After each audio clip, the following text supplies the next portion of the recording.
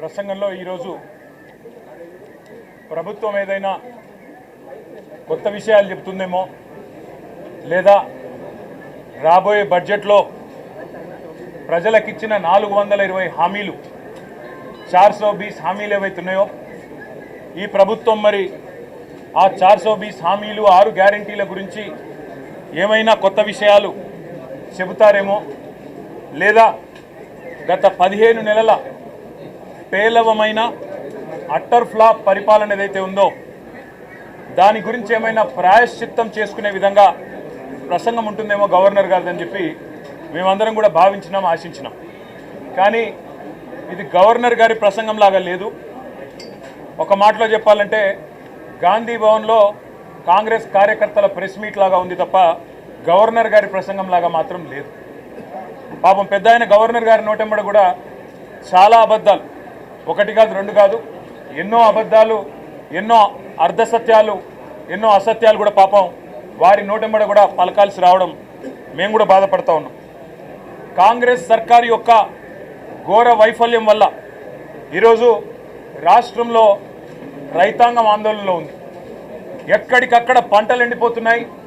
రైతులు ఇప్పటికే 480 పైచిలకు మంది రైతులు ఆత్మహత్య చేసుకున్నారు.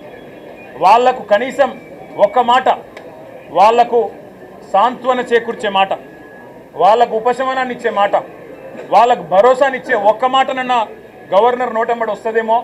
పంటలు ఎండిపోకుండా కాపాడుతాం, నీళ్ళు ఇస్తాం, బుద్ధి తెచ్చుకున్నాం, ఇకనైనా బుద్ధితో మెదులుతామని చెప్పి ఒక్క మాటన్నా చెప్తారేమో అనుకున్నాం. ఒక్క మాట కూడా వారి నోటెంబడ రాలేదు. అసలు ఈరోజు వరకు రాష్ట్రంలోని ఏ గ్రామంలో కూడా 25 నుంచి 30% మించి రుణమాఫీ జరగలేదు. ఇది నిర్వివాదం. ఇది మేము శాసనసభలో పోయిన సమావేశాల్లోనే అడిగినాం. ముఖ్యమంత్రి గారు సొంత ఊరికి పోదామా, సొంత నియోజకవర్గానికి పోదామా, ప్లేసు డేటు టైము మీ ఇష్టం, ఊరు కూడా మీ ఇష్టం. ఒక్క ఊళ్ళే 100% రుణమాఫీ అయితే మేమందరం రాజీనామా చేసిపోతామని చెప్పి కూడా చెప్పినాం. కానీ మళ్ళీ ఈరోజు గవర్నర్ గారి నోటెంబడ రుణమాఫీ అయిపోయింది, లక్షలాది మంది రైతులు సంతోషంగా ఉన్నారు అని చెప్పి అబద్ధాలు చెప్పించి గవర్నర్ గారి స్థాయిని కూడా దిగజార్చి ఈ కాంగ్రెస్ ప్రభుత్వం మళ్ళొక్కసారి తన భ్రష్టత్వాన్ని, తన నీచత్వాన్ని బయటపెట్టుకుంది. పెట్టుబడి సాయం అందని రైతులు రుణమాఫీ కాక, పెట్టుబడి సాయం జరగక, కేసీఆర్ గారి టైంలో ఉండే రైతు బంధును కూడా కనీసం అమలు చేసే పరిస్థితి లేక ఆగమాగమైపోతుంటే ఇవాళ రైతు బంధు మొత్తం అందింది. అది మాత్రమే కాకుండా రైతు కూలీలకు కూడా సాయం చేస్తున్నామని చెప్పి గవర్నర్ గారి నోటెంబడ ఇవాళ అబద్ధాలు చెప్పించడం అంటే గవర్నర్ గారికి కూడా అవమానం. ఇది వారు కూడా గుర్తించాలని చెప్పి కూడా మేము కోరుతా ఉన్నాం. సాగునీటి సంక్షోభం రోజు రోజుకు తీవ్రమవుతా ఉంది. కేవలం కేసీఆర్ గారి మీద గుడ్డి ద్వేషంతో, మా పార్టీ మీద గుడ్డి కోపంతో అక్కడ మేడిగడ్డను రిపేర్ చేయకుండా 15 నెలలు ఎండబెట్టడం వల్ల ఇవాళ మొత్తం గోదావరి పరివాహక ప్రాంతంలో ఎండిపోతున్న ప్రతి ఎకరా పంటకు బాధ్యత తీసుకోవాల్సింది రేవంత్ రెడ్డి అనే ఈ ముఖ్యమంత్రి. రేవంత్ రెడ్డి అనే చేతగాని ముఖ్యమంత్రి వల్ల ఈరోజు రాష్ట్రంలో లక్షలాది ఎకరాల్లో పంటలు ఎండిపోతుంటే, ఆ పంట ఎండిపోయి అవస్థలు పడుతున్న రైతులు, తమ పొలాన్ని నిప్పు పెట్టుకుంటున్న రైతులు, తమ పొలంలో ఇలా గొర్రెలను మేకలను మేపుతున్న రైతులు వాళ్ళు ఎదురు చూసిండ్రు గవర్నర్ గారి ప్రసంగం నుంచి. ఒక్క మాటన్న వస్తుందేమో, మేము పంటలను ఎండిపోకుండా కాపాడుతాం, మేమున్నాం, ఈ ప్రభుత్వం భరోసా ఇస్తున్నది, మీకు రిపేర్ చేస్తాం మేడిగడ్డను, ఇన్ని రోజులు కేసీఆర్ గారి మీద గుడ్డి కోపంతో తప్పు చేసినాం అని ప్రాయశ్చిత్తం చేసుకుంటారు అనుకున్నాం. ఆ సోయి కూడా ఈ ప్రభుత్వానికి లేదు. కనీసం ఒక్క మాట మాత్రంగా కూడా ఎండుతున్న పంటలు, సాగునీటి సంక్షోభం, 480 మంది రైతుల ఆత్మహత్యలు, వాటి గురించి ఒక్క మాట కూడా మాట్లాడకపోవడం అంటే రేవంత్ రెడ్డి ప్రభుత్వం యొక్క ప్రాధాన్యతలు ఎట్లా ఉన్నాయో దీన్ని బట్టే అర్థం చేసుకోవచ్చు. ఇవాళ భారతదేశంలో బహుశా ఏ రాష్ట్ర సెక్రటేరియట్లో జరగని అత్యంత ఘోరమైన నీచమైన పరిస్థితి మన రాష్ట్ర సెక్రటేరియట్లో జరిగింది. 20% కమిషన్ ఇయ్యందే ఇక్కడ బిల్లులు వస్తలేవని చెప్పి కాంట్రాక్టర్లు ఆర్థిక శాఖ మంత్రి, ఉప ముఖ్యమంత్రి గారి ఛాంబర్ ముంగట ధర్నా చేసే పరిస్థితి రాష్ట్రంలో బహుశా ఎన్నడూ కూడా గతంలో లేదు. మరి భారతదేశంలో కూడా బహుశా ఎక్కడా లేదని నేను అనుకుంటా ఉన్నా. ఇవాళ 20% కమిషన్ తప్ప విజన్ లేని ప్రభుత్వం ఇది. ఈ విజన్ ఉంది, ఆ విజన్ ఉంది, ఏఐ, డేటా సైన్సెస్ అని పెద్ద పెద్ద మాటలు. విజన్ లేదు, మన్ను లేదు, కమిషన్ తప్ప.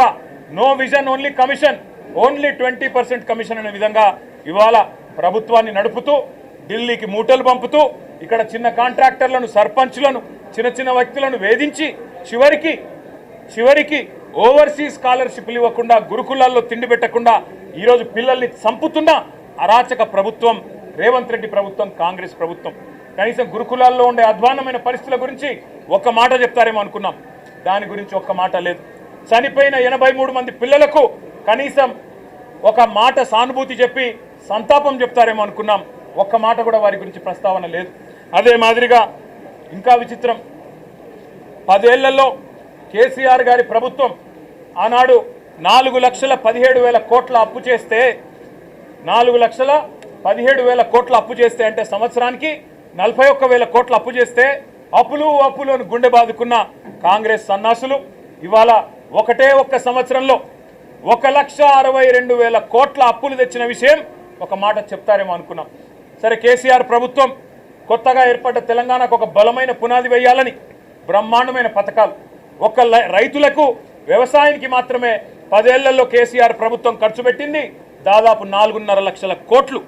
రైతు బంధు రూపంలో 73,000 కోట్లు, రుణమాఫీ రూపంలో 28,000 కోట్లు, ఇరిగేషన్ ప్రాజెక్టుల రూపంలో, అదేవిధంగా వ్యవసాయ పనిముట్ల రూపంలో, మెకనైజేషన్ రూపంలో, డ్రిప్ రూపంలో, సబ్సిడీల రూపంలో, ఉచిత విద్యుత్ రూపంలో మొత్తం 4.5 లక్షల కోట్ల రూపాయలు తెలంగాణలోని 70 లక్షల మంది రైతులకు ఇవ్వడం వల్ల ఇవాళ భారతదేశంలో తెలంగాణ వరిధాన్యం ఉత్పత్తిలో నెంబర్ 1 అయ్యింది. కానీ ఇవాళ గవర్నర్ గారి ప్రసంగంలో ఏం చెప్పుకుంటున్నారు? భారతదేశంలోనట రేవంత్ రెడ్డి ఉద్దారకం వల్ల తెలంగాణ నెంబర్ 1 అయిందట వరిధాన్యం ఉత్పత్తిలో. ఏది సంవత్సరం 14 నెలల్లో నువ్వు పంటలు ఎండబెట్టడం వల్ల, రైతు బంధు ఇవ్వకపోవడం వల్ల, కరెంటు అస్తవ్యస్తం చేయడం వల్ల, రైతుల ఆత్మహత్యల వల్ల వరిధాన్యం ఉత్పత్తి పెరిగిందా? సిగ్గన్నా ఉండాలి మాట్లాడడానికి. ప్రభుత్వానికి కనీసం సోయన్నా ఉండాలి. ఇవాళ లక్షల ఎకరాల్లో పంటలు ఎండిపోతుంటే కనీసం ఓదార్చడానికి ఒక మంత్రి దిక్కులేడు, కనీసం ఒక కాంగ్రెస్ ఎమ్మెల్యే లేడు. ఊళ్ళల్లో పోతే కాంగ్రెస్ ఎమ్మెల్యేని తరిమి కొడుతున్నారు. ఏది రైతు బంధు, ఏది రుణమాఫీ, ఎక్కడ తెచ్చిండ్రు మీరంతా అని చెప్పి ఊళ్ళల్లో ఇవాళ తరిమి కొడుతున్న పరిస్థితులను దాచిపెట్టే ప్రయత్నం గవర్నర్ గారి ప్రసంగం ద్వారా చేసిన మాట. 1,50,000 కోట్లు, 1,62,000 కోట్లు అప్పు చేసి ఒక్కటంటే ఒక్కటి కూడా పథకాన్ని ప్రారంభించని ఒక అసమర్థ ప్రభుత్వం రేవంత్ రెడ్డి ప్రభుత్వం. కేవలం కుంభకోణాలు, 20% కమిషన్లు, 30% ల్యాండ్ డీల్స్. నా మాట కాదు, కాంగ్రెస్ ఎమ్మెల్యేలు చెప్తా ఉన్నారు. 30% కమిషన్ ఇస్తేనే మా మంత్రులు పనిచేస్తారు, 20% కమిషన్ ఇస్తేనే బిల్లులు వస్తాయి అని ఇవాళ స్వయంగా కాంగ్రెస్ ఎమ్మెల్యేల నోటంబడ వస్తున్న మాటలు, కాంట్రాక్టర్లు సెక్రటేరియట్లో ధర్నాలు చేస్తున్న పరిస్థితి. ఈ దుస్థితి గురించి గవర్నర్ గారు ఏమన్నా చెబుతారేమో. అవినీతి రహితంగా ప్రభుత్వాన్ని నడిపే ప్రయత్నం చేస్తాము. ఢిల్లీకి మూటలు పంపే దానిలో బిజీగా ఉన్నా, పదవులు కాపాడుకోవడం కోసం ఢిల్లీకి మూటలు తప్పకపోయినా కనీసం ఇకనైనా సర్దుకుంటాము, సరి చేసుకుంటామని ఒక్క మాట చెప్తారేమో అనుకున్నాం. దాని ప్రస్తావన లేదు.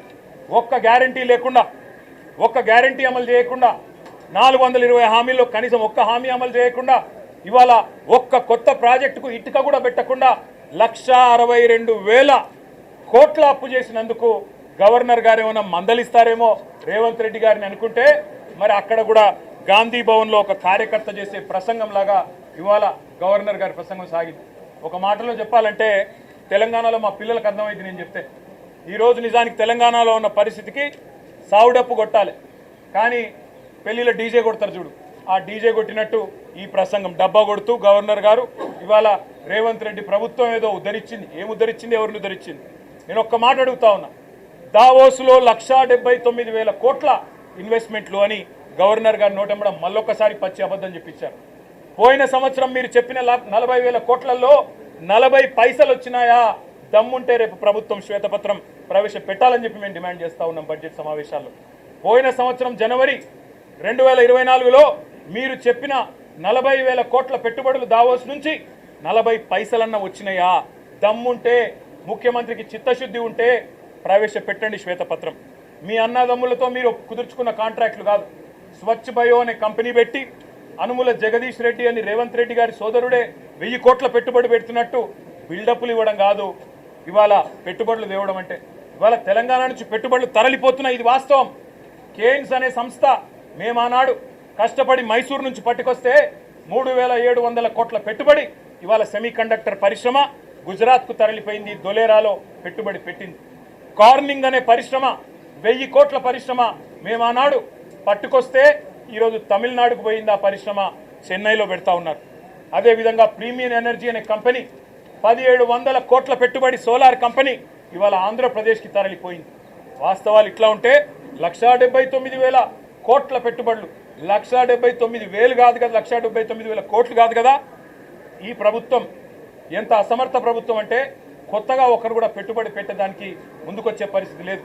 వీళ్ళ ఆర్ఆర్ ట్యాక్సులు, వీళ్ళ కమిషన్లు, వీళ్ళ దాడికి తట్టుకోలేక నిర్మాణ రంగం కుదేలైపోయింది. రియల్ ఎస్టేట్ మొత్తం అస్తవ్యస్తం అయిపోయింది. ఇప్పటికే నిర్మాణ రంగం పూర్తి స్థాయిలో పడిపోయిన పరిస్థితి. ఇంకోవైపు ప్రభుత్వమే స్వయంగా చెప్తా ఉంది ఇప్పటి వరకు తమ ఫిస్కల్ టార్గెట్లు రీచ్ కావడం లేదని బడ్జెట్లో కూడా చెప్తారని అనుకుంటా ఉన్నాం. కాబట్టి పరిస్థితి ఏమో ఇట్లా ఉంటే ప్రతి పదం గవర్నర్ గారితో ఈరోజు చెప్పించింది అబద్ధం, ప్రతి మాట ఈరోజు గవర్నర్ గారి నోటెంబడ వచ్చింది అసత్యం, ప్రతి వాక్యం పచ్చి మోసం. మరి మోసం చేసింది ఇవాళ తెలంగాణ ప్రజల్ని మాత్రమే కాదు, గవర్నర్ గారిని కూడా ఈ రాష్ట్ర ప్రభుత్వం మోసం చేసింది, గవర్నర్ గారిని కూడా అవమానించింది. ఇంకొక మాటలో చెప్పాలి అంటే దశ దిశ ఏదీ లేని కేవలం ఒక డబ్బాలో గులకరాలు వేసి ఊపితే ఎట్లా అయితే సౌండ్ వస్తుందో అట్లాంటి అది పరిస్థితి తప్ప ఇంకొక మాట కూడా లేదు. ఇంకా దారుణమైన మాట, బీసీలను కులగణన పేరుతో వంచి అవమానించి, ఈ మాట మేమనలేదు, ఒక కాంగ్రెస్ ఎమ్మెల్సీ గారంటే ఆయనను కూడా సస్పెండ్ చేసి పారేసినారు.